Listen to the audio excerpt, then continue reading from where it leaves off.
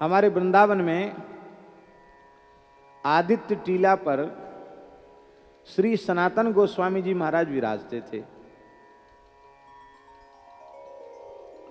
तो महाराष्ट्र के एक ब्राह्मण ने दरिद्रता के दुख से अत्यंत दुखी होकर भगवान शिव की उपासना की, पंचाक्षर का जप किया और इतनी तीव्र साधना थी कि शंकर जी ने उसे प्रकट होकर दर्शन दे दिया।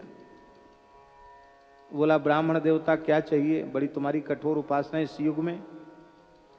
वो बोला, महाराज हम दरिद्रता के दुख से दुखी हैं, हमको पारस मणि दे दीजिए।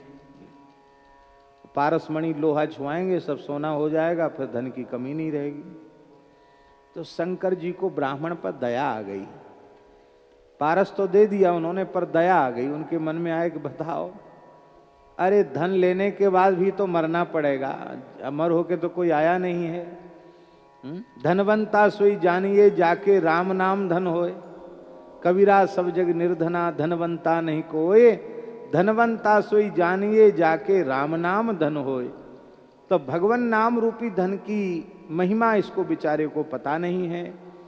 जो संपत्ति धन अनर्थों का मूल है उसी को ये चाहता है। तो शंकर जी को दया आ गई। उन्होंने कहा, ब्राह्मण ये मणि ले तो लो हमसे, पर एक वृंदावन में महात्मा रहते हैं, उनका नाम सनातन गोस्वामी है, आदित्य टीला पे रहते हैं सूरज घाट पर जमुना जी के।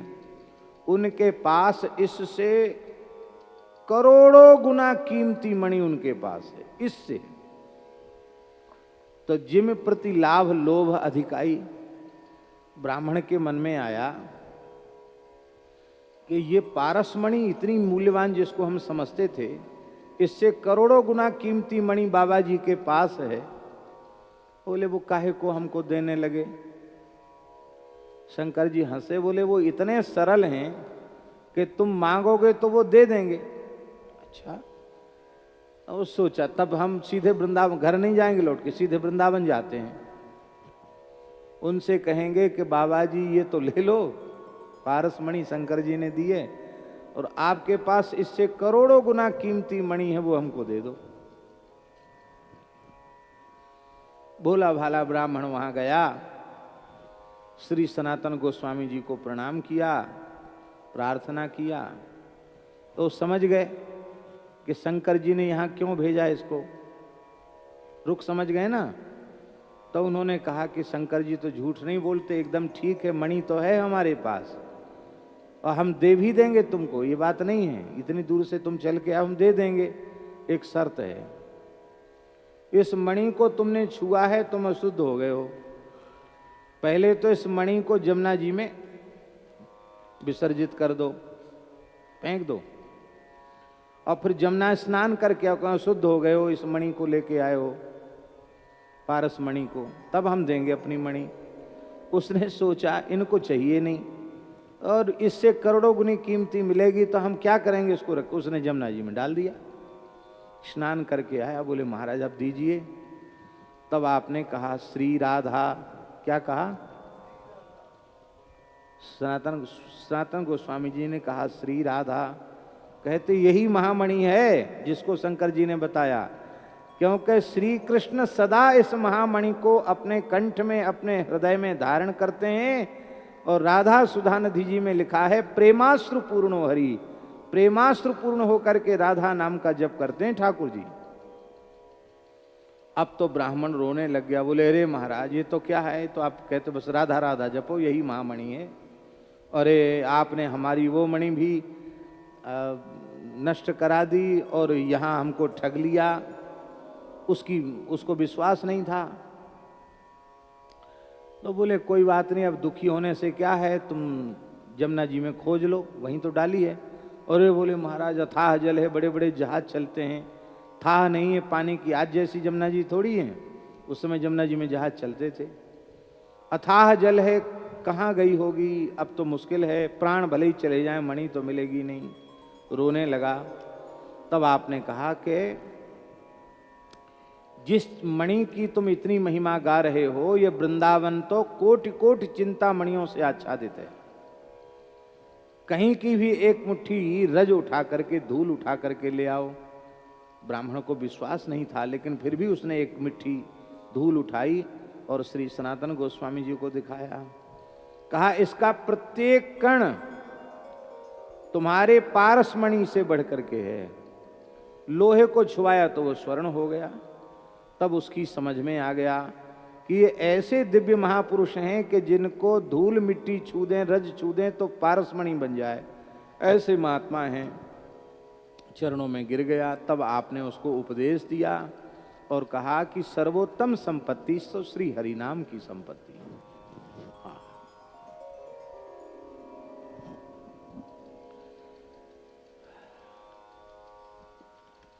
केवल श्रम हाथ लगेगा और कुछ हाथ नहीं लगेगा। अब एक बड़ी प्यारी बात है, बहुत ध्यान से सुने।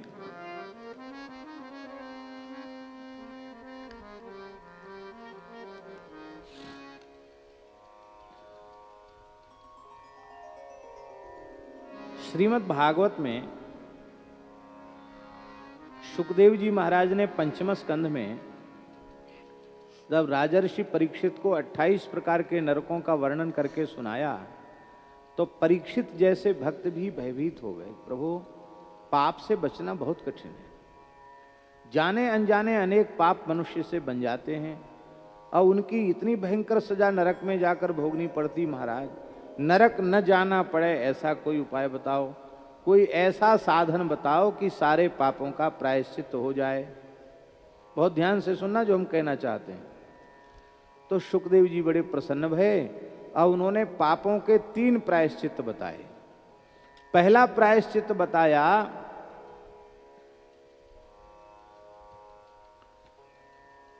तत्वज्ञान।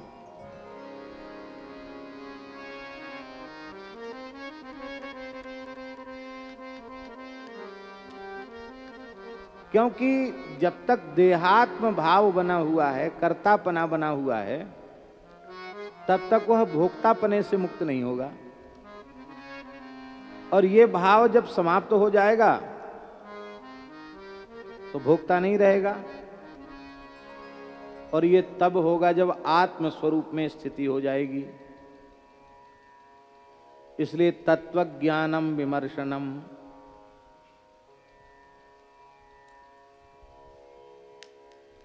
तत्वज्ञान पहला साधन है। परीक्षित ने हाथ जोड़ लिए, बोले महाराज केवल कहने सुनने से तो होता नहीं, किसी किसी को तत्वज्ञान होता। सबको होता है क्या? पुस्तकीय ज्ञान तो हो जाता पर तत्वज्ञान तो नहीं होता। बड़े बड़े वेदांत के प्रकांड पंडित मान बढ़ाई पद प्रतिष्ठा के लिए जीवन भर लड़ते झगड़ते रह जाते हैं। कहां समाप्त हुआ उनका देहाध्यास? देह भाव से तनिक भी ऊपर नहीं उठ पाते हैं। आत्म भाव में उनकी किंचित भी स्थिति नहीं होती है।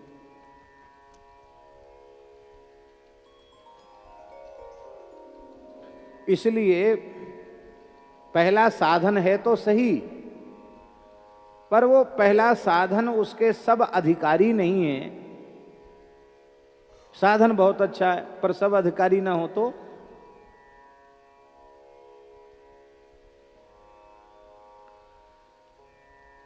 अब आपको बुखार हो गया, तबीयत खराब हो गई, कमजोर हो गई, बहुत कमजोरी आ गई।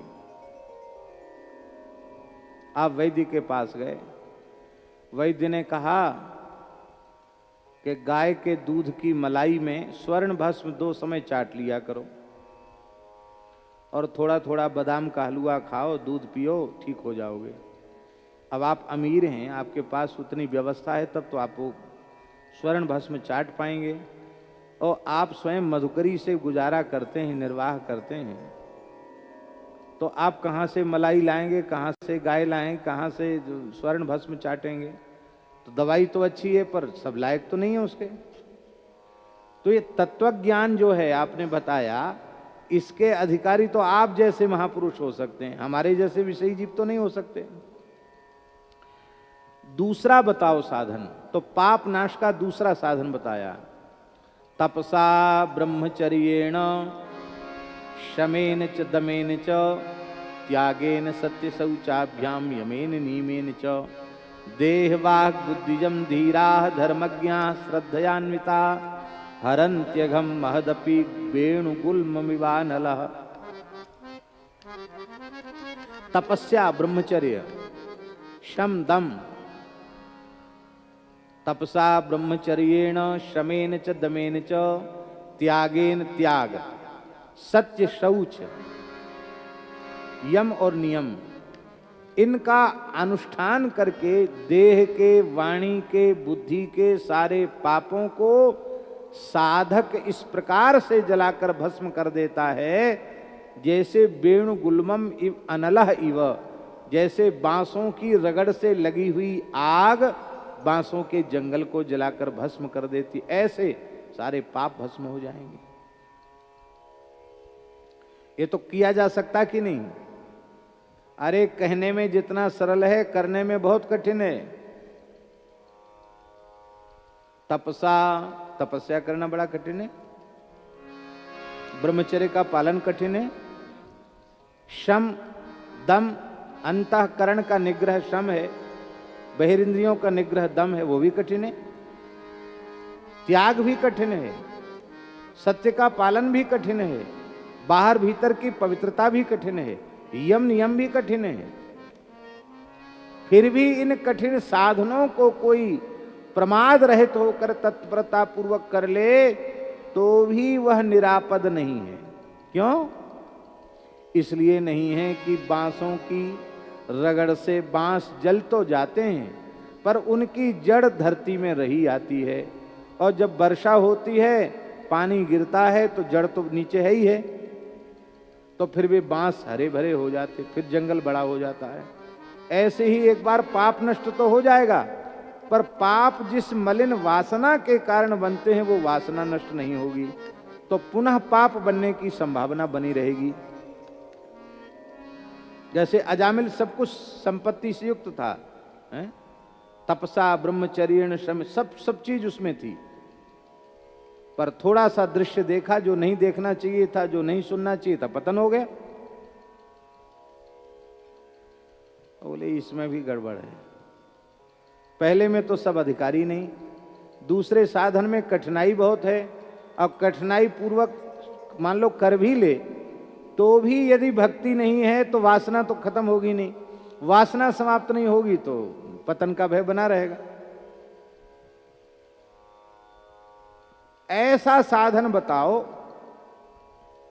जिसके अधिकारी सब हो जाएं, एकदम सस्ता, सस्ते से सस्ता, अत्यंत सहज सरल सुलभ साधन बताइए, सबके लायक साधन बताइए।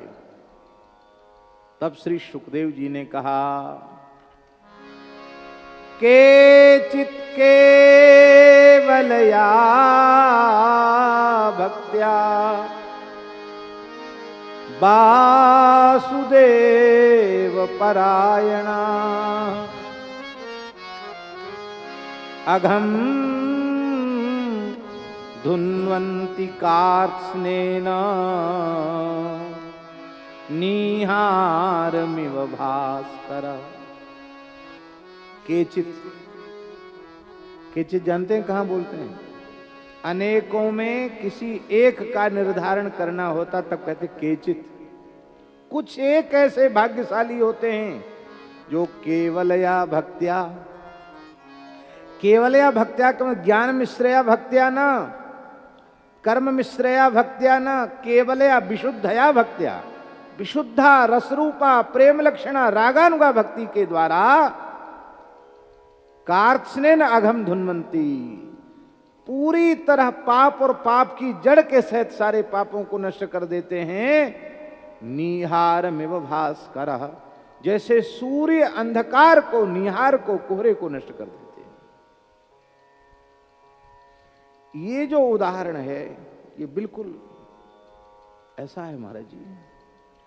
अब प्रश्न हुआ कि केचित केवलया भक्ति, तो केवला भक्ति है क्या? इसके उत्तर में श्री सुखदेव जी महाराज ने अजामिल का उपाख्यान सुनाया। अजामिल के उपाख्यान में भक्ति के तत्व का निरूपण है। भक्ति है क्या? तो अजामिलोपाख्यान के अनुसार भगवान का नाम ही भक्ति है और नाम नहीं, नामाभास भक्ति है। अजामिल ने नाम लिया होता तब ना, नाम कहां लिया, पुत्र के बहाने से नारायण नाम का उच्चारण किया।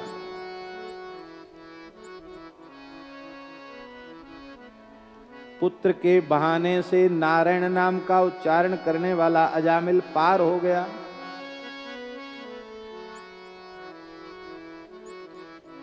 आहा,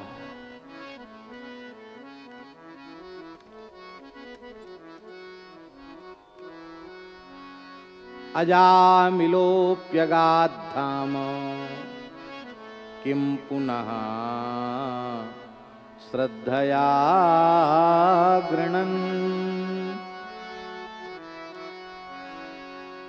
इसलिए भगवन नाम ही भक्ति है। ये मूल में नहीं होगा, हरिनाम का आश्रय नहीं होगा तो सारे साधन चौपट हो जाएंगे।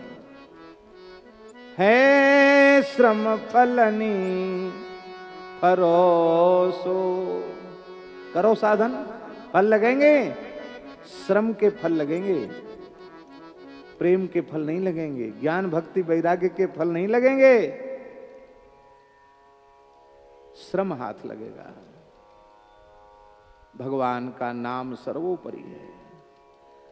हम लोगों की दृष्टि नहीं है, दृष्टि हम लोगों को भगवत कृपा से, गुरु कृपा से मिल जाए तो जितने भी साधन हैं उन समस्त साधनों में भी नाम ही मुख्य है। अब देखो कर्म मार्ग के साधन, कर्म कांड, आप किसी देवी देवता की पूजा करो,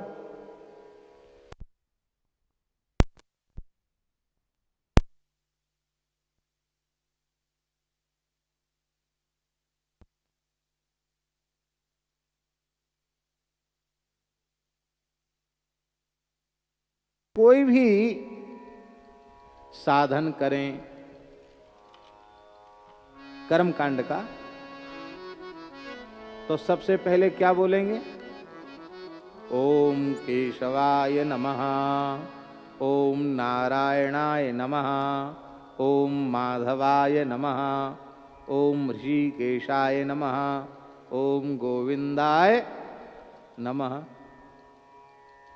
भगवान नाम से शुरू हुआ कि नहीं हुआ? फिर पवित्र होंगे तो कैसे होंगे? यस्मरेत पुंडरीकाक्षम सवाह्याभ्यंतर शुचि। जो पुंडरीकाक्ष भगवान का स्मरण करता है वो बाहर भीतर से पवित्र हो जाता है। तो किसने पवित्र किया? भगवान के स्मरण ने पवित्र किया। फिर आसन पवित्र किया तो भी भगवान का स्मरण किया। पृथ्वीत्य धृता लोका देवीत्वम विष्णुना धृता, त्वंच धाराय माम देवी पवित्रं कुरुचासनम, उसमें भी विष्णु स्मरण किया गया। इसके बाद फिर आत्मरक्षा की, तो पूर्व में कौन, पश्चिम में कौन, उत्तर में कौन, तो भगवान के नामों से ही सरसों के दाने छोड़कर रक्षा हुई। ठीक है। इसके बाद संकल्प बोला तो ओम विष्णुर्विष्णुर्विष्णु श्रीमद् भगवतो महापुरुषस्य विष्णुराज्ञया प्रवर्तमानस्य, यहीं से शुरू हुआ। वहां भी विष्णु स्मरण है। अब फिर किसी देवी देवता का पूजन करो, वो वहां नहीं पहुंच रहा है। कहां पहुंच रहा है? आकाशात पतितम तोयम यथा गच्छति सागरम सर्वदेव नमस्कारः केशवम प्रति गच्छति। सब जगन्नाथ को पहुंचेगा।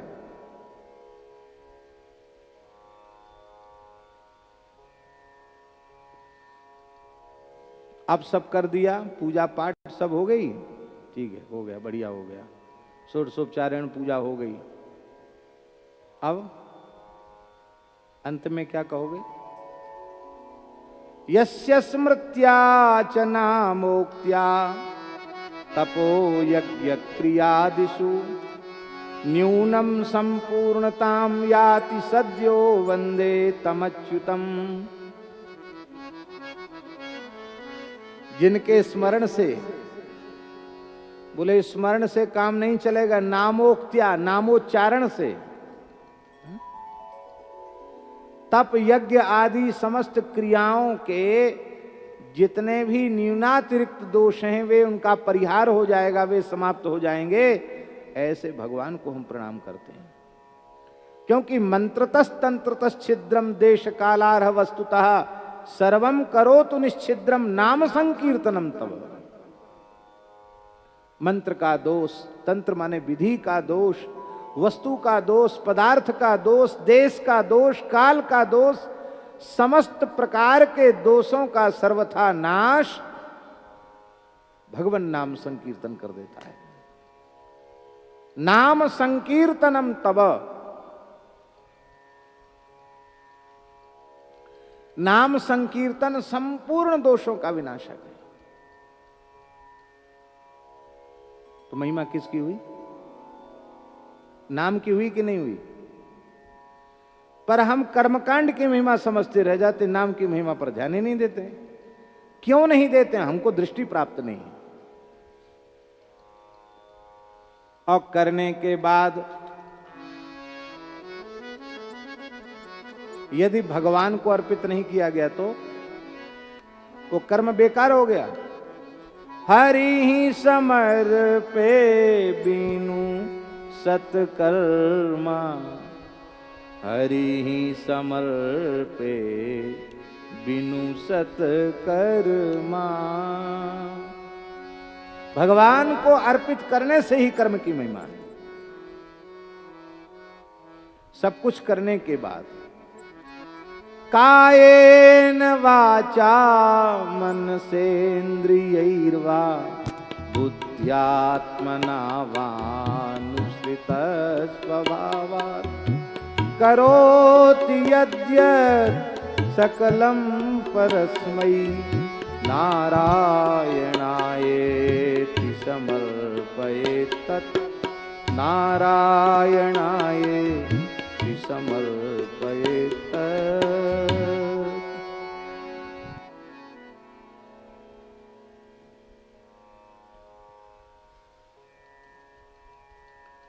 इसलिए भैया, इसीलिए गोस्वामी जी कह रहे हैं कि हमको तो केवल नाम पर भरोसा है। सब साधन करोगे पर नाम की महिमा नहीं समझोगे, नाम को प्रधान नहीं मानोगे तो ये साधन श्रम देंगे, ये साधन तुम्हें विश्राम नहीं देंगे। ज्ञान योग का साधन, ज्ञान योग के साधन में आपने तो उपनिषदों को प्राय देखा है, ब्रह्म को लक्षित करके और पित्तंचा चढ़ा करके प्रणव का उच्चारण करना है। प्रणव क्या है? बोलो। अरे नाम है कि नहीं है? तस्य वाचक प्रणव, उस परब्रह्म का वाचक प्रणव है। तो ज्ञान मार्ग के साधक भी प्रणव का आश्रय ले रहे हैं, नाम का आश्रय ले रहे हैं।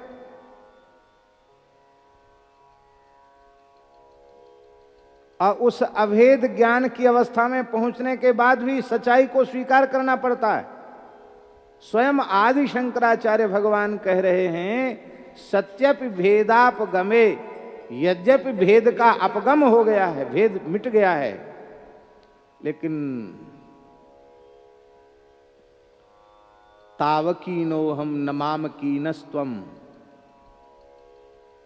भेद के षटपदी का है, शंकराचार्य जी का जो षटपदी स्तोत्र है उसका ये वचन है। क्योंकि समुद्र की तरंग है, तरंग का समुद्र है, ये व्यवहार नहीं होता है। तरंग भी जल रूप है पर तरंग समुद्र नहीं हो सकता। हम तरंग हैं, समुद्र तो आप ही हैं। कहीं गति नहीं है राम नाम को छोड़ के, योग मार्ग में भी गति नहीं है। वहां भी सगर्भ अगर्भ जो भी प्राणायाम होते हैं, ध्यान धारणा होती है, उसमें ब्रह्म स्वरूप का ही अनुसंधान होता है, नाम रूप लीला का ही आश्रय होता है, कहीं गति नहीं।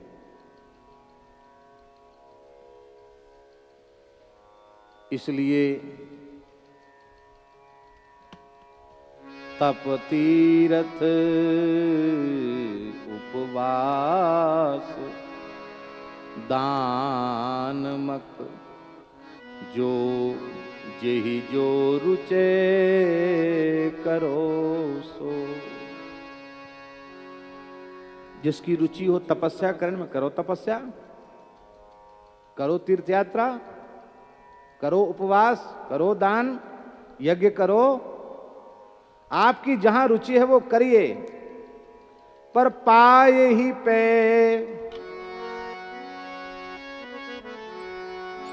पाए ही पे जानिबो कर्म फल, भरी भरी वेद परोसो।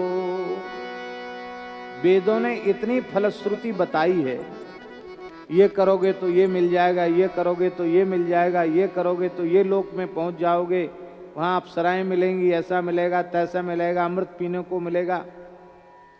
खूब परोसा है वेद ने, उससे तुम्हारी बढ़िया बढ़िया पकवान मिष्ठान देख करके रुचि जगती कि नहीं जगती है। ऐसे ही फलश्रुतियां पढ़ करके लालच सबके मन में आता है, क्योंकि अनंत जन्मों की विषय की भूख तो बढ़ी हुई है। लेकिन उसका फल पाने पर ही जान पड़ेगा। क्या जान पड़ेगा? फल मिलेगा जब, फिर क्या जान पड़ेगा? बताए इस बात को। नहीं, क्या जान पड़ेगा? ते तम भुक्त्वा स्वर्ग लोकम विशालम क्षीणे पुण्ये मर्त्यलोकम विशन्ति। ये स्वर्ग की व्यवस्था जानते हैं कैसी है? होटल की जैसी है। हम लोगों का काम तो कभी होटल से पड़ा नहीं। मैंने स्वतंत्र रूप से हम कहीं होटल में रुकने गए हैं, ऐसा तो कभी अवसर आया नहीं।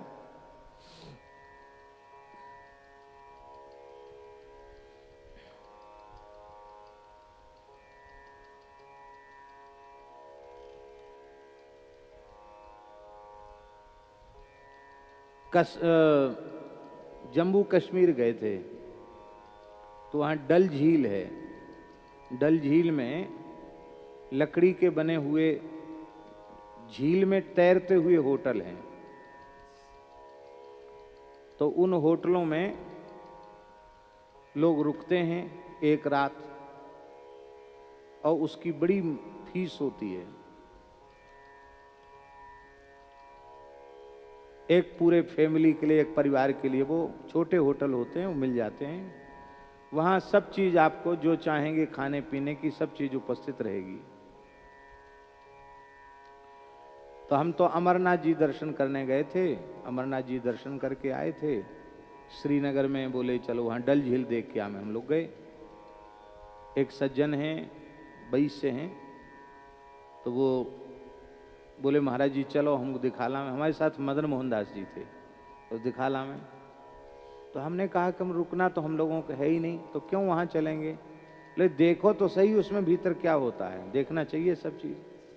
कमल खिला था वहाँ, सब कमल वमल भी खिले थे। बहुत विशाल झील है। तो 68,000 में सौदा तय हुआ। कितने में? हमको बड़ा खराब लगा। मैंने कहा अरे भाई ये तो हमारी बात बिल्कुल समझ में नहीं आई। गौ सेवा करो इतने की, साधु सेवा करो, ब्रजवासियों की सेवा करो, तो अच्छे काम में लगा। और ये 68 है। बोले देना वेना कुछ नहीं है, यदि इससे भाव ताव नहीं करेंगे तो घुसने ही नहीं देगा देखने के लिए। तो भीतर उन्होंने सब दिखाया कि ये यहाँ बैठ करके सिनेमा देखो, बड़ा पर्दा था उस पर, सिनेमा देखो यहाँ बैठ के, यहाँ सो, यहाँ खाओ, यहाँ मीटिंग करो, ऐसा सब कुछ था उसमें। फिर बोले हम लोग जहाँ रुके हैं वहाँ आप नंबर दे दिया, संपर्क करना। संपर्क का उठाएंगे तब तो संपर्क करेंगे। वहाँ से कुछ कमल के फूल जरूर हम ले आए, वहाँ से तोड़ करके अपने ठाकुर जी की सेवा के लिए। इतना फायदा मिल गया। इसका मतलब क्या है कि वो सुविधा युक्त था, बहुत अच्छा था। पर वो विषयी पुरुषों के लिए सुविधा युक्त चीज है, और उनके लिए है जो 68,000 रुपए दे, 60,000 70,000 रुपए दे सकते उनके लिए है, और हमारे जैसे फटीचर के लिए थोड़ी है, अमीरों के लिए है वो। ऐसे ही यहां कठोर तपस्या करते हैं, यज्ञ करते, दान करते, पुण्य की पूंजी इकट्ठी करते हैं, और उस पुण्य की पूंजी का उपभोग स्वर्ग रूपी होटल में करते हैं। वहां जैसे ही पुण्य के अनुसार दिन निश्चित होते हैं, वहां जितने दिन पूरे हुए कि उस होटल वाला कहता है कि 12 बजे के पहले खाली कर देना, नहीं खाली करोगे तो फिर चार्ज लग जाएगा, हैं? 10-5 मिनट भी ज्यादा हुए तो चार्ज लग जाएगा, पूरे दिन का चार्ज लग जाएगा, ऐसा हो जाता है। तो यहां तो चलो चार्ज, वहां चार्ज वार्ज की व्यवस्था नहीं है, वहां चार्ज तो खत्म ही हो गया, डिस्चार्ज हो गई बैटरी, चार्ज वहां खत्म हो गया, वहां तो धक्का दे दिया जाता है। पुण्य पूरे हुए जाओ, क्षीणे पुण्य मर्तलोकम विशंति, स्वर्गहु स्वल्प अंत दुखदाई। ये इन कर्मों का पाए ही पे जानिबो कर्म फल।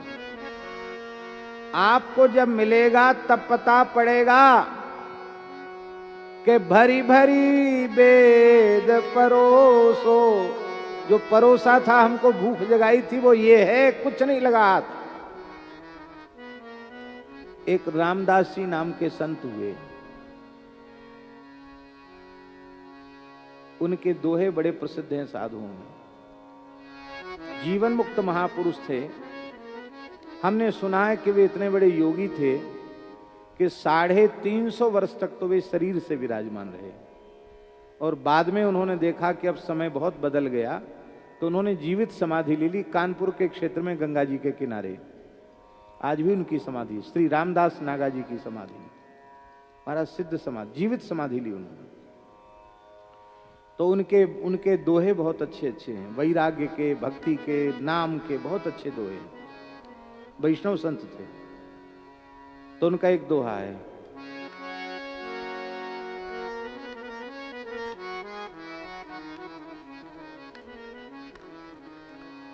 एक एक चींटी बनी अगणित बार सुरेश। हमने चींटी को इंद्र बनते देखा और इंद्र को चींटी बनते देखा, इसलिए रामदास नागा कहें।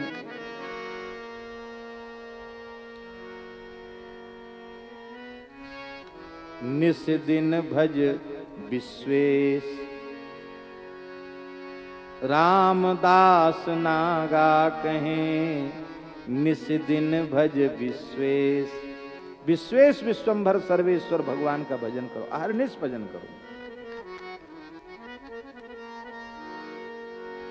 और महाराज जी बड़ी सुंदर बात, अति सुंदर बात, तपस्या, तीर्थ, उपवास, दान, यज्ञ आदि करने पर आपको लोक में फल मिलेगा, वो भी नाशवान होगा, परलोक में जो मिलेगा वो भी नाशवान होगा। तो ये पूरे होंगे नहीं, करने पर भी पूरे नहीं होंगे। और केवल हरि नाम का आश्रय लिया गया तो कुछ न करने पर भी सब पूरा हो जाएगा। क्या कह रही हैं देवहूति माता? यन्नामधेय श्रवणानुकीर्तनात् यत्प्रहुवणाद् यत्स्मरणादपि क्वचित् स्वादोऽपि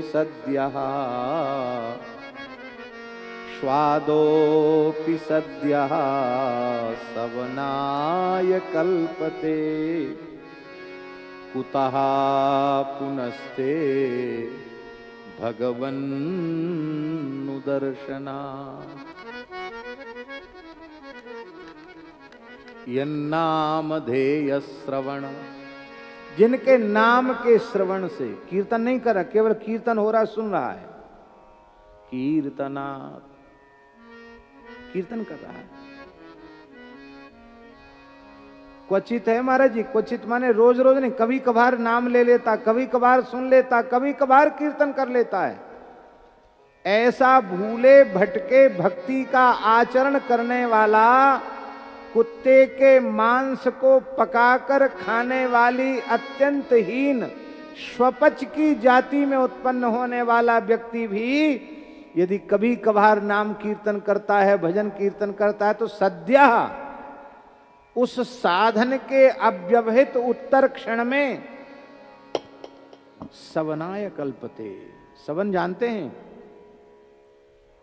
अग्निहोत्री जो ब्राह्मण होते हैं उनको सोमयाजी, सोमयाजी ब्राह्मण जैसे अत्यंत आदर का पात्र होता है, पूजा का पात्र होता है, ऐसे ही वह सोमयाजी ब्राह्मण के समान आदर का पात्र हो, स्वपच भी आदर का पात्र हो जाता है। फिर किसी को आपका साक्षात दर्शन हो जाए, आहा, फिर तो कहना ही क्या है। इसलिए भगवान अहो बत स्वपचो तो गरियान यज्जुहुआग्रे वर्तते नाम तुभ्यम ते पुस्तपस्ते जुहुबुहु सस्नुरार्या ब्रह्मानुचुर्नाम गृणन्ति एते। भले ही वह स्वपच कुल में ही पैदा क्यों ना हुए हों,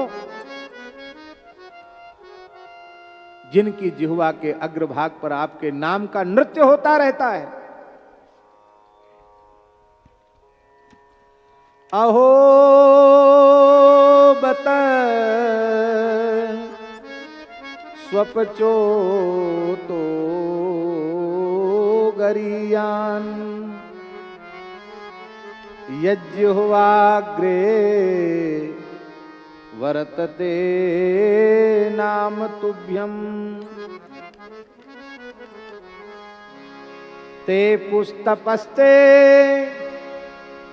जुहुबुहु सस्नुरार्या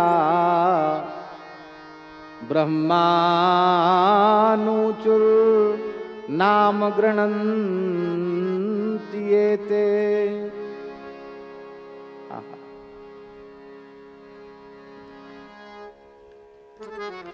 तेपुः तपः,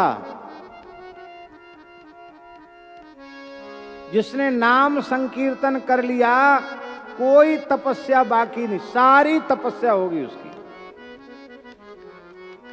और इस तपस्या से मिलेगा भोग और स्वर्ग जो विनाशी है, और नाम से जो तप होगा उस तप से मिलेगा अविनाशी परमात्मा की चरण कमल। सारी तपस्या होगी उसकी। जुहुबुहु, संपूर्ण यज्ञों में आहुति होगी उसकी, कोई यज्ञ बाकी नहीं है, सारे यज्ञ हो गए। सस्नुहु, सारे धरती के तीर्थों में स्नान हो गया। नाम से बड़ा कोई तीर्थ नहीं है। तीर्थ में स्नान करने से पाप नष्ट होते हैं, पुण्य नष्ट नहीं, पुण्य बढ़ते हैं। और उन पुण्य को यहां भोगना पड़ता, स्वर्ग में भोगना पड़ता है, बंधन है। और नाम कैसा है, आहा, सहज श्वास तीरथ बहे।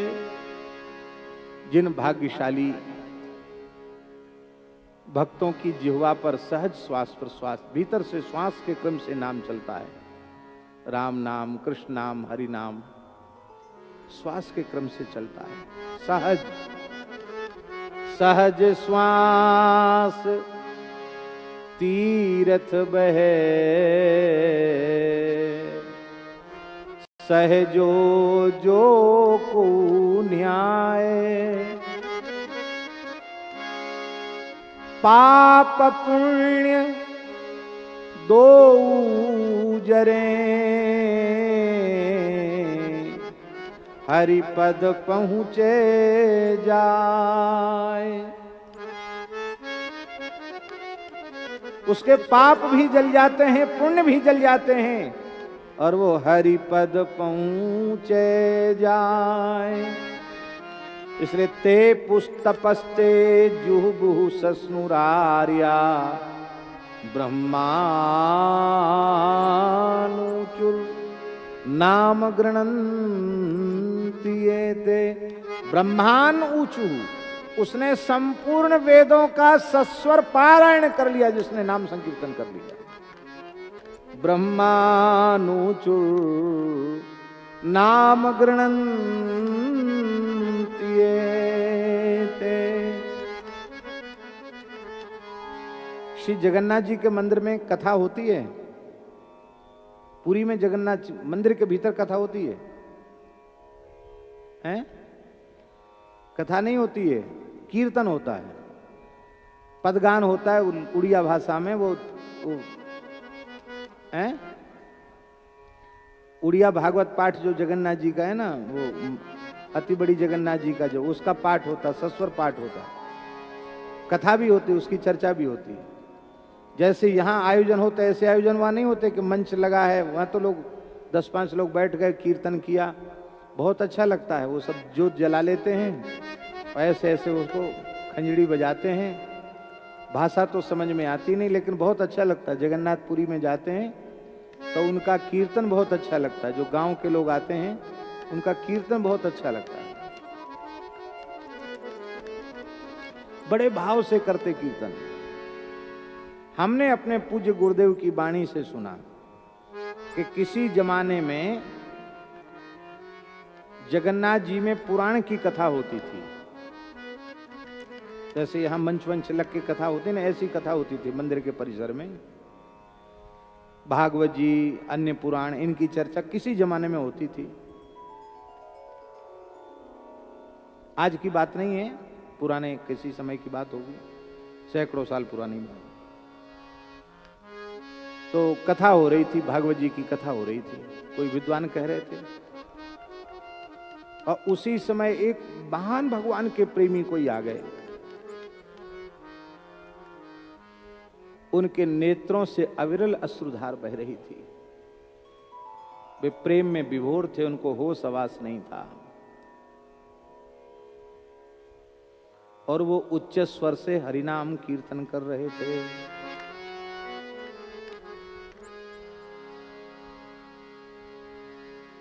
हरि बोल हरि बोल, हरि हरि बोल, केशव माधव गोविंद बोल। हरि बोल हरि बोल, हरि हरि बोल, केशव माधव गोविंद बोल। हरि बोल हरि बोल, हरि हरि बोल, केशव माधव मुकुंद बोल। हरि बोल हरि बोल, हरि हरि बोल, केशव माधव गोविंद बोल। हरि बोल हरि बोल, हरि हरि बोल, केशव माधव गोविंद बोल। हरि बोल हरि बोल, हरि हरि बोल, केशव माधव गोविंद बोल। हरि हरे नमः, कृष्ण यादवाय नमः। हरि हरे नमः, कृष्ण यादवाय नमः। हरि हरे नमः, कृष्ण यादवाय नमः। हरि हरे नमः, कृष्ण यादवाय नमः। यादवाय माधवाय गोविंदाय नमः। यादवाय माधवाय गोविंदाय नमः। हरि हरे नमः, कृष्ण यादवाय नमः। हरि हरे नमः, कृष्ण यादवाय नमः। वो प्रेम से कीर्तन कर रहे थे। और कीर्तन एक ऐसी चीज है, आप प्रेम से कीर्तन करने लगे तो 10-5 आपके पीछे जरूर बोलने लग जाएंगे। आप प्रेम से करना शुरू कर दो,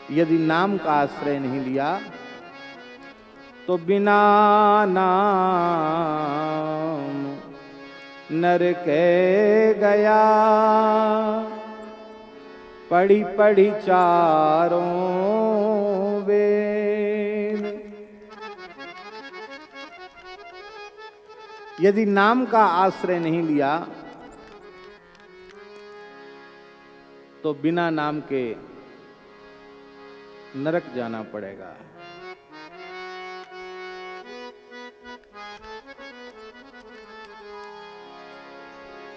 इसलिए अब मन कृष्ण कृष्ण कही लीजे, अब मन कृष्ण कृष्ण कही लीजे, अब मन कृष्ण कृष्ण कही लीजे, अब मन कृष्ण कृष्ण कही लीजे। कृष्ण कृष्ण कही कही के जग में साधु समागम कीजे। कृष्ण कृष्ण कही कही के जग में साधु समागम कीजे, अब मन कृष्ण कृष्ण कही लीजे, अब मन कृष्ण कृष्ण कही लीजे।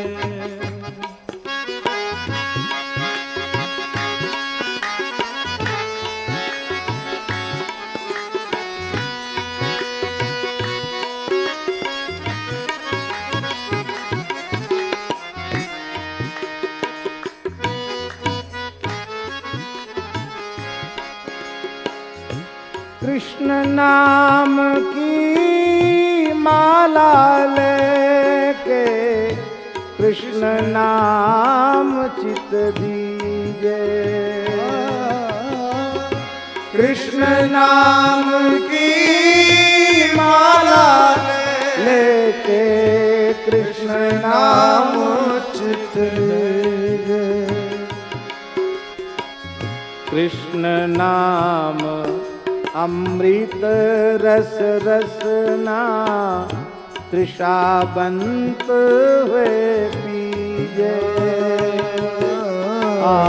कृष्ण नाम अमृत रस रसना, तृषाबंत हुए पीजे, अब मन कृष्ण कृष्ण कही लीजे, अब मन कृष्ण कृष्ण कही लीजे।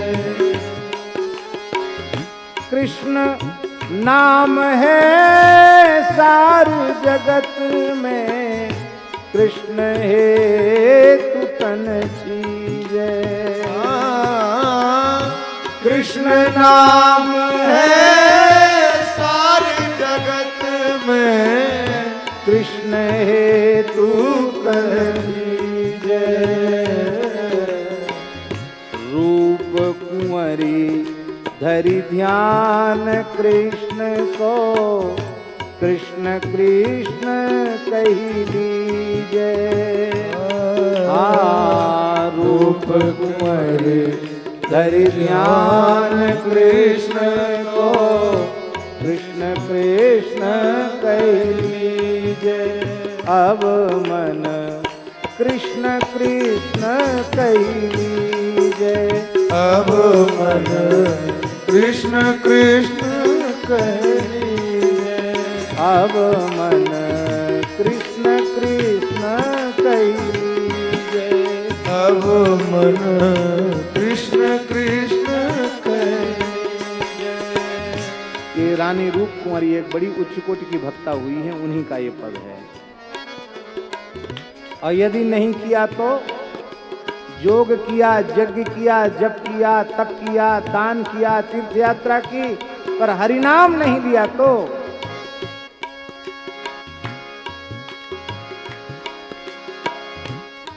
भजन बिन है चोला बेकाम, भजन बिन है चोला बेकार, है चोला बेकाम, भजन बिन है चोला बेकाम, है चोला बेकार, भजन बिन है चोला बेकाम, भजन बिन है चोला बेकाम, भजन बिन है चोला बेकार। भजन नहीं किया तो इस शरीर की वास्तविकता क्या है?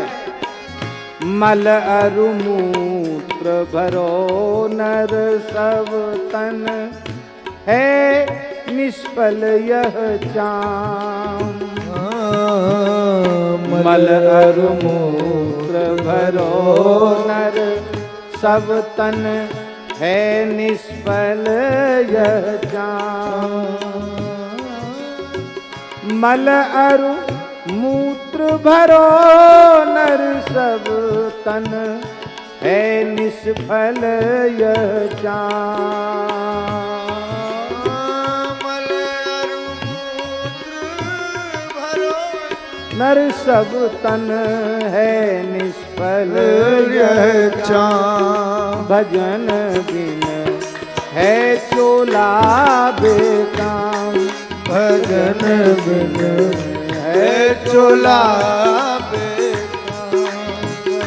अरे बोले तुम्हारे कहने से बेकाम है, हम तो बहुत काम के हैं, तुम कहते बेकाम है। बोले हाँ, बिनु हरि भजन पवित्र न हुए, बिनु हरि भजन पवित्र न हुए, बिनु हरि नाम पवित्र न हुए, बिनु हरि नाम पवित्र न हुए। धोवो आठों याम, धोवो आठों याम। काया छोड़ी हंस उड़ी गई है, काया छोड़ी हंस उड़ गई है। पड़ो रहे धन धाम, हाँ पड़ो रहे धन धाम। भजन बिन चोला है बेकाम, भजन बिन चोला है बेकार। और क्या होगा? अब तो कोरोना काल में वो भी मुश्किल हो गए, जो इसमें लिखा है वो भी कठिन है। अब तो पुत्र भी पिता का संस्कार नहीं कर रहा है। हैं? अपनो सुत मुख लू धरि दे, अपनो सुत मुख लू धर दे। लू माने आग, मुखाग्नि। अपनो सुत मुख लू धरि दे, सोच ले परिणाम। अपनो सुत मुख लू धरि दे, सोच ले परिणाम। तब क्या करें? रूप कुंवरी सब छोड़ बसहु ब्रज, रूप कुंवरी सब छोड़ बसहु ब्रज। रूप कुंवरी सब छोड़ी बसहु ब्रज, रूप कुंवरी सब छोड़ बसहु ब्रज। भजिए श्यामा श्याम, भजिए श्याम श्याम।